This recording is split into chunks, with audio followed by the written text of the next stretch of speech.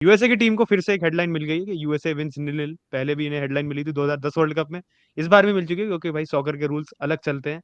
And हमें लगा था भाई फुटबॉल वर्सेस सॉकर में फाइनली एक फाइनल आंसर मिल जाएगा हमारे को कि हम्म। डस फुटबॉल विन और soccer win, but nobody won unfortunately. और जो हमारी प्रिडिक्शन थे इस ग्रुप के लिए, England, hmm. Wales, USA and Iran, हमें लगा था कि England and Wales will be the teams going through, but आज ईरान ने एक अपसेट कॉज कर दिया। ईरान वॉन 2-0 अगेंस्ट वेल्स, तो लग रहा है कि Iran is in a position, they are second right now, they can pip USA and Wales to the second spot. क्या होगा हमारे को मैच डे 3 में पता चलेगा, बट काफी टॉकिंग पॉइंट्स मिले हमारे को वर्ल्ड कप डे 5 से। आज के मैच की बात करने से पहले नेमार पे भाई इंजरी अपडेट आ चुका है and he is out of the world cup. नहीं, he is out of the world cup group stage भाई। तो जो स्विट्जरलैंड का मैच है उसके बाद जो मैच है कैमरून से, वो नहीं खेलेगा। एंड ब्राजील उसके बिना भी वो कोप अप कर लेगी जिस हिसाब से पहला मैच हमने देखा था। तो he will be back in for the knockout stages, तब आपको वापस नेमार देखने को मिलेगा। Coming back to today's matches भाई, ईरान जीत गई एंड ईरान बिल्कुल डिजर्व करती तो मैच जीता, जिसने भी देखा होगा। वेल्स ना इस वर्ल्ड कप में बहुत ज्यादा डिसअपॉइंटिंग ना हो, खासकर मैं अगर बेल की बात करूं, क्योंकि फाइनल थर्ड में करता धरता बेल भैया ही है। फर्स्ट मैच में बेल वॉज एकदम गायब था, पहले पूरे मैच पेनल्टी के अलावा कहीं जो बेल से एक्सपेक्ट करते हो आप उस टीम में, वो देखने को नहीं मिला। आज भी भाई कुछ नहीं देखने को मिला बेल से, एब्सोल्युटली फ्लैट। और क्या उसका एमएलएस जाना अब कितना सही डिसीजन था, क्योंकि फिर उस लेवल पे खेल नहीं रहे हो। एंड वर्ल्ड कप में एक तो आप नेशनल टीम के साथ खेलते नहीं हो तो थोड़ा मुश्किल होता है परफॉर्म करना, आपकी एज भी बढ़ रही है and if you are not playing at that level, फिर आपके लिए थोड़ा सा मुश्किल हो जाता है भाई to convert that. And that is pretty obvious with Gareth Bale right now and the whole Wales team, क्योंकि आज जिसने मैच देखो, फर्स्ट हाफ में भी ईरान भाई बहुत बेहतरीन खेल रही थी एंड दूसरे हाफ में इट वाज एब्सोल्युटली फैंटास्टिक भाई। एक सरदार आजमू का पोल लगा था, उसके बाद उस प्लेयर का मुझे नाम नहीं याद, दूसरा वाले का, उसने भाई आउटसाइड द बॉक्स कर्लर मारा था, उसका जाके फिर क्या कहते हैं पोल लग गया था, the opposite pole. And Iran लगातार चांसेस क्रिएट कर रही थी भाई। कुछ वेन हेनिसी ने सेकंड हाफ में बहुत अच्छे सेव किए थे एंड फिर वेन हेनिसी ने अपना कमाल भी करते, he got the red card with, मतलब बिग बूट होता ना वो अंडरटेकर वाला, वही आके धर दिया था सीधे बॉक्स के बाहर। वीआर चेक के बाद रेड कार्ड दिया गया, which was the correct decision. And फिर 10 मैन पे आ गई थी ईरान, ऑलरेडी मैच को डोमिनेट कर रही थी भाई। आप रैमसी को उतार के डैनी वार्ड को लाए थे, तो मिडफील्ड में you are already a man down and that was pretty evident. जो ईरान ने गोल मारे भाई, पहला गोल ही बहुत प्यारा था, दूसरे गोल पे तो फिर Wales went for the attack and on the counter they conceded and which was again a brilliant finish. Overall जिसने भी मैच देखा, जैसे मैंने पहले कहा, ईरान डिजर्व करती थी जीतना, और अब ईरान के हाथ में है और यूएस के हाथ में। इफ इट्स अ ड्रॉ तो भाई ईरान जाएगी आगे, एंड अगर यूएस जीत जाती है तो यूएस आगे जाएगी। तो अभी वो ग्रुप काफी खुला हुआ है और आखिर मैच काफी एंटरटेनिंग होने वाला है, क्योंकि ऑब्वियसली पॉलिटिकल गेम भी होगा उसमें। लेकिन कमिंग ऑन टू यूएस, क्या खेली भाई यूएसआर आज, क्या खेली। They came out with a very certain game plan, और एक काफी इंपॉर्टेंट चीज की उन्होंने, जब इंग्लैंड बिल्डअप कर रही थी ना, तो जिसने मैच क्लोजली देखा होगा, चाहे टोमेथो विया हो, and most of the time Timothy Weah ही था भाई। वो एक इनसाइड फॉरवर्ड की तरह खेल रहा था, टेक्निकली राइट विंगर वो खेल नहीं रहा था जब इंग्लैंड पोजीशन में थी, बिल्डअप कर रही थी। They were trying to cut off Declan Rice भाई। एंड फिर इंग्लैंड के आपको देखो साइडवेज पासिंग कितनी ज्यादा चलेगी, Luke Shaw to Maguire, Maguire to Stones, and फिर जॉर्डन पिकफोर्ड या तो लॉन्ग बॉल खेल रहा था, डेक्लन राइस को के थ्रू बिल्ड नहीं करने दिया एकदम यूएस ने आज। And that was pretty effective and they did very effectively for 90 minutes. और एक चीज को लेकर मैं काफी सरप्राइज था यूएस के साथ आज, कि पिछले मैच में ना दे वर फैंटास्टिक, उसमें भी बहुत अच्छा खेले थे, लेकिन टुवर्ड्स द एंड उनकी एनर्जी ड्रॉप हो गई थी एंड एक वो थोड़ा लूज सा टैकल भी था जिसमें आपको दिख रहा था। लेकिन आज के मैच में भाई मतलब पूरे 90 मिनट इतनी एनर्जी, एकदम फुल बैक आपको देख लो, from minute 1 till minute 90 they were moving forward. Robinson की क्या परफॉर्मेंस थी, डेस्ट भी ठीक था। और आज के मैन ऑफ द मैचेस की बात करनी है मेरे हिसाब से, तो इंग्लैंड के सेंटर बैक दोनों स्टोन्स, मगवायर, मगवायर की भाई धुआंधार खेला मगवायर, पता नहीं यूनाइटेड में कैसे खेलता है, लेकिन इंग्लैंड के लिए तो ही वाज फैंटास्टिक टुडे।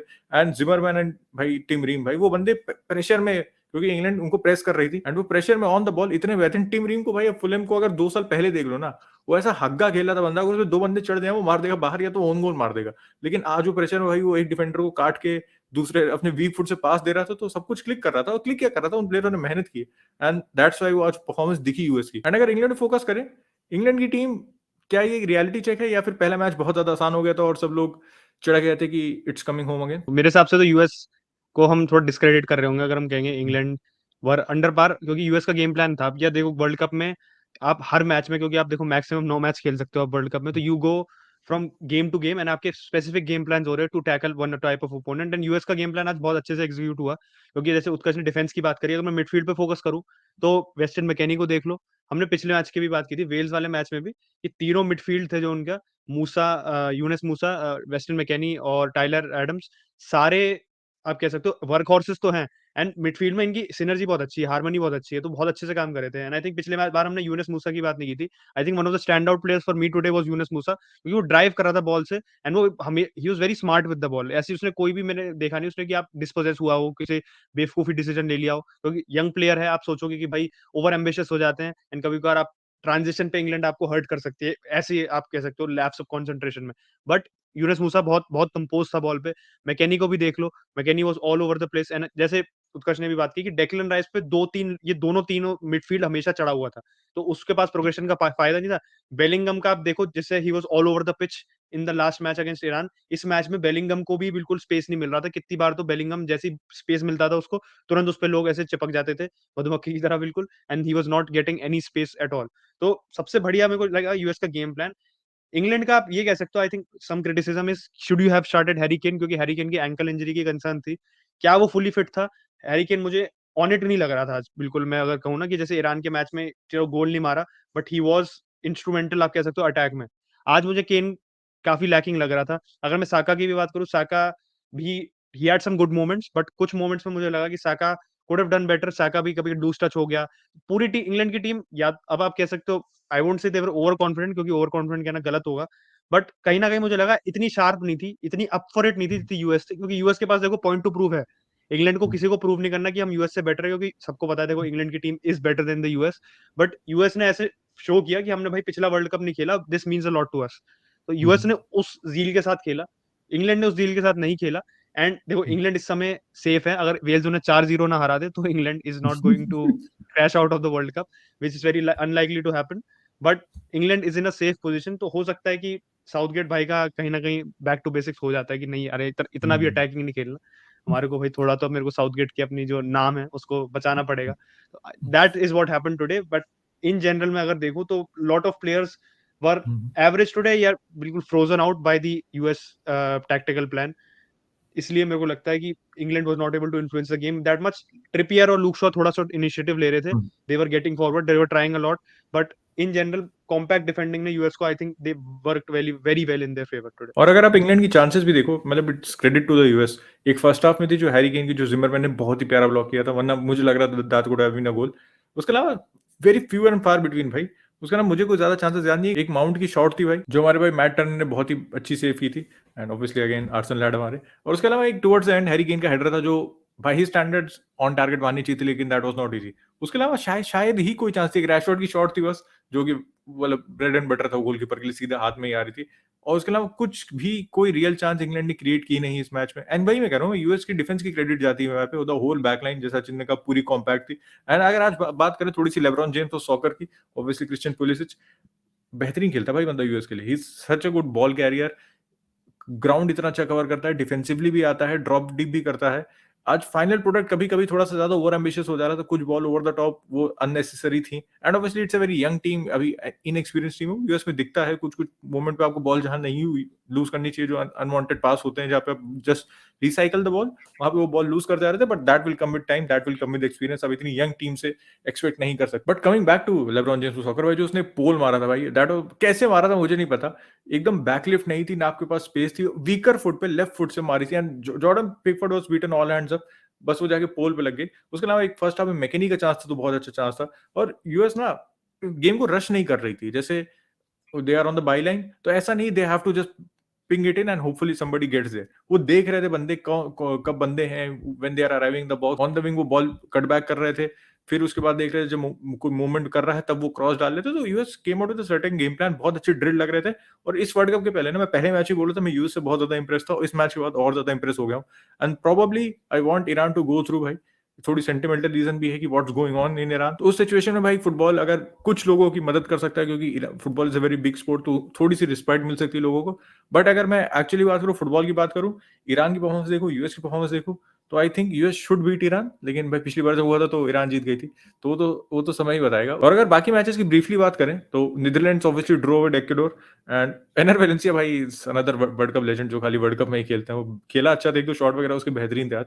लेकिन डिसअपॉइंटिंग ड्रॉ फॉर नीदरलैंड्स। और ये ग्रुप काफी इंटरेस्टिंग हो गया, क्योंकि नीदरलैंड्स और ऑब्वियसली कतर नेक्स्ट, तो नीदरलैंड्स तो क्वालिफाई कर जाएगी। लेकिन इक्वाडोर और सेनेगल नेक्स्ट खेलती है। Ecuador is on 4 points, Senegal is on 3 points, and आप पिक नहीं कर सकते इसमें, आप ये नहीं कह सकते कि सेनेगल विल बीट इक्वाडोर, को इक्वाडोर भाई held their own against Netherlands today. और नेदरलैंड्स का I am not even surprise, क्योंकि नेदरलैंड्स का हमने पहले भी कहा था कि जो मिसलीडिंग स्कोर लाइन थी अगेंस्ट सेनेगल, क्योंकि सेनेगल प्लेड वेल और आखिर में आप कह सकते हो as a match went on काफी सेनेगल आखिर में स्टूपिड मिस्टेक्स पे गोल खाई थी, वरना they were pretty, they had done a lot well in that match. And Netherlands के पास वो कटिंग एज थी नहीं, एंड कहीं ना कहीं उनको वो आप कह सकते हो जो जो उनको हैंडफुल ऑफ चांसेस मिली आखिर में उन्होंने गोल मार दिया उस पर। बट इस मैच में देखो तो Gakpo was the stand out player, क्योंकि गैक्पो का वेरी वेल टेकन गोल था जो उसने 10वें मिनट में मारा था टू टेक नेदरलैंड्स अहेड। आज का लाइनअप मेरे को पिछले मैच के लाइनअप से ज्यादा ऑन पॉइंट लगा था। बर्गवाइन और गैक्पो ने आगे स्टार्ट किया था, क्लासन पीछे था, विंसेंट यानसन भाई जो फ्री फंड के खेल रहे थे वो नहीं खेल रहे थे। टिम्बर ने राइट सेंटर बैक स्टार्ट किया था बिकॉज डिलीट की performance I don't think it justified him being included, and de Jong के साथ कूप माइनर्स था।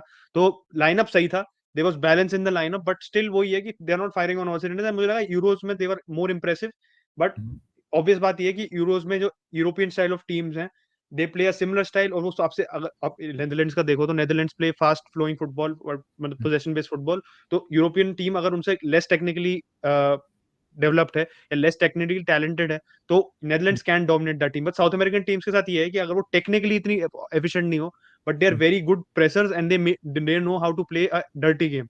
तो वो बात होती है कि टेक्निकल आप जो टेक्निकल गेम है ना, टेक्निकल आपकी जो फिनेस है, आप उसको काउंटर कर सकते हो when you play a physical brute style of football. मैं ये नहीं कह रहा हूँ कि इक्वाडोर ने खाली जाके बस वहां पे टांगे तोड़ी है प्लेयर्स की जाके, बट दे नो हाउ, मतलब एक होता है ना कि अपने मैच पे इम्पैक्ट दिखाना, cementing yourself in the match, वो बहुत अच्छे से किया इक्वाडोर ने आज। एंड अगेन एनर वेनेल्चे भाई हमारे x West Ham legend, he is now the world cup top scorer at the moment, 3 गोल हो चुके हैं भाई के। तो किसने सोचा था कि Ecuador will be the team which will be giving us the world cup top scorer at this moment of time, मतलब ऑलमोस्ट आप कह सकते हो हमने quarter of the way through the world cup. तो lot to see from Ecuador. Ecuador मेरे हिसाब से काफी अच्छा चांस है क्वालिफाई करने का, सेनेगल से 1 पॉइंट आगे ऑलरेडी, एंड सेनेगल के पास ठीक है दे बीट कटार टुडे, बट कटार बीइंग कटार, और कटार ने एक रिकॉर्ड भी सेट कर दिया आज कि first host nation to go out only after 2 group stage matches. तो काफी लोग डिसअपॉइंटेड होंगे, कतार का सोचा तो होम एडवांटेज होगा, बट उन्होंने कहा कि भाई नहीं, 16 साल की मेहनत इतनी आसान नहीं होती कैपिटलाइज करना। तो कटार ने काफी आप कह सकते हो अपनी मेहनत से पानी फेर दिया खुद ही। सो मेरे को लगता है Ecuador is the team which will finish second. बस गट फीलिंग आ रही है, I think they have that momentum and they are playing well as well, ऐसा नहीं मोमेंटम है खाली, they are playing well as well. तो Netherlands and Ecuador will be the teams which are qualifying from this group. और जाते जाते एक बात मुझे याद आई है कि भाई अचिन भाई का बर्थडे है आज, तो हैप्पी बर्थडे अचिन। कैसा लग रहा है भाई आपको संडे लीग मंडे से फ्यूचर हो गए? बहुत बहुत अच्छा लग रहा है कि बर्थडे पे मैंने और वीडियो भाई बनाना ही सोचा था। लॉर्डे भी है आज, you heard that wrong, it's l'Ordre today. तो मैंने सोचा वो भी बता दूं आपको। और जाते इसी साथ अगर आप संडे लीग पंडित पे नए हैं तो अचिंत के बर्थडे के उपलक्ष्य में चैनल को सब्सक्राइब कर दीजिए, वीडियो को लाइक कर दीजिए, बेल आइकन दबा दीजिए, and will catch you tomorrow. Bye bye. Bye.